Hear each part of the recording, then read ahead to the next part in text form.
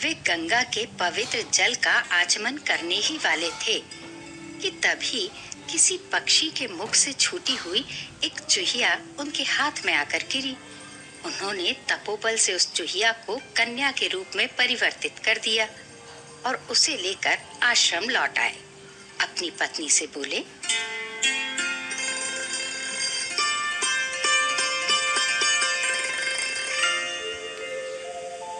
भाग्यवान, इस कन्या को ले जाओ। इसे अपनी ही कन्या समझना। प्रयत्न पूर्वक इसका पालन करो। ये ईश्वर का भेजा हुआ आशीर्वाद है।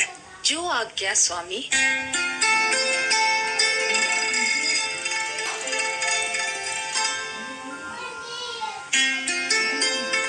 समय बीतने लगा।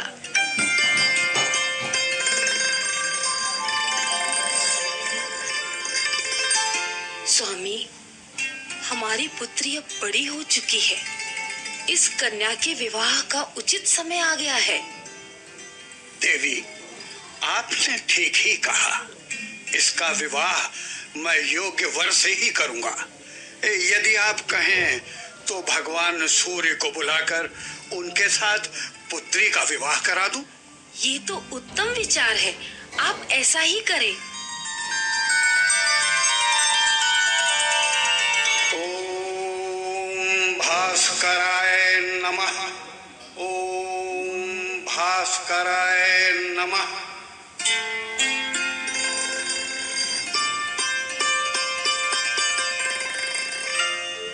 पुत्री, क्या सूर्यदेव तुम्हें पसंद हैं? तात, ये तो अत्यंत दाहक हैं। मैं इनके साथ विवाह करना नहीं चाहती। आप किसी श्रेष्ठ वर का आह्वान कीजिए।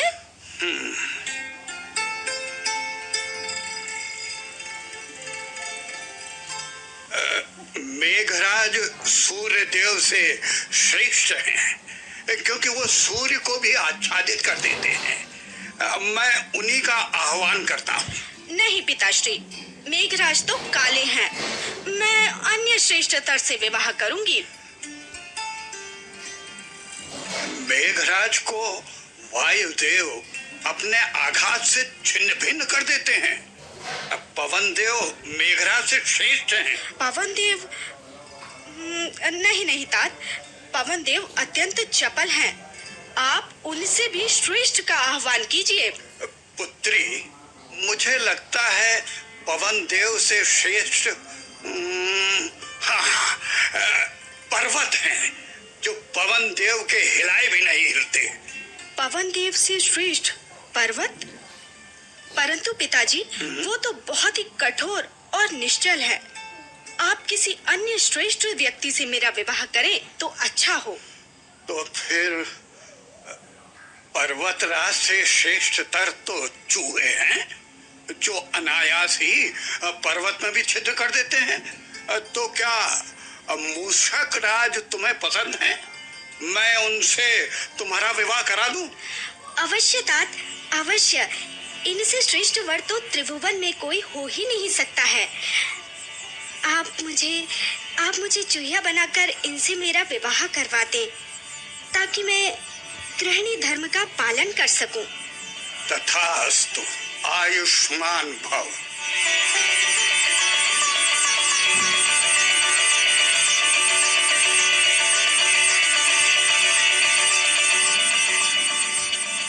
याज्ञवल्क्य ने ऐसा ही किया।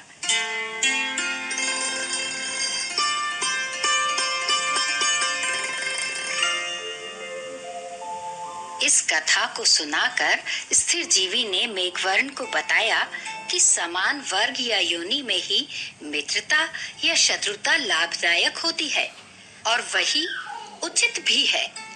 इसी कारण इतने सुयोग्य पात्रों को छोड़कर उस मूषिका ने समान योनि के मूषक को ही चुना। एक बार मेघवर्ण के पूछने पर स्थिर जीवी ने कहा, वो दुश्मन के घर में घुसकर उसे मारने की योजनाएं बना रहा है। वहां उलूक राज को उनके ही मंत्रियों के विरुद्ध भड़का रहा है।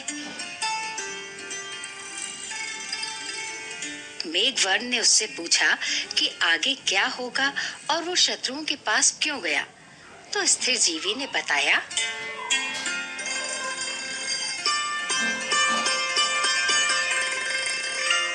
मित्र मेघवर्ण, मैं बस उन्हीं क्षणों की प्रतीक्षा में था। मैंने उनमें फूट डाल दी थी। अब वो उल्लूकराज अपने ही बंधुओं द्वारा पीड़ित हैं। देखा, मैंने बीच में कार्य को नहीं छोड़ा। तात, आपका कथन यथार्थ है। महान व्यक्ति विपत्तिग्रस्त होते हुए भी आरंभ किए हुए कार्य को विघ्न के भय से नहीं छोड़ते। आपने बुद्धि के द्वारा मेरे शत्रु का विनाश करके मेरे राज्य को निष्कंटक कर दिया है। मैं अत्यंत भाग्यवान हूं। नहीं महाराज, भाग्यवान तो मैं हूं। आपके सानिध्य में किया हुआ कार्य स्वयं ही सिद्ध होता चला गया। जो कार्य विचार और बुद्धि से किया जाता है वो विजयकारक होता है। नीति शास्त्र निश्चय ही फलकारक होता है। नीति शास्त्र के बल से ही आप मेरे शत्रु अरिमर्दन के विश्वस्त एवं अनुकूल बन गए और उसके गुप्त भेदों को जानकर उसे सपरिवार विनष्ट कर दिया।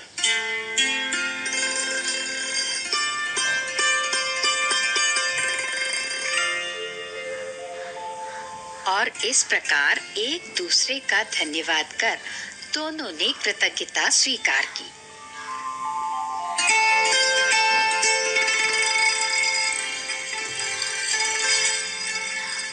आज काक और उल्लूक की कथा समाप्त हुई। काकोलुकियम के पश्चात हम सुनेंगे लब्ध प्रणाश। आज ही के दिन, आज ही के समय।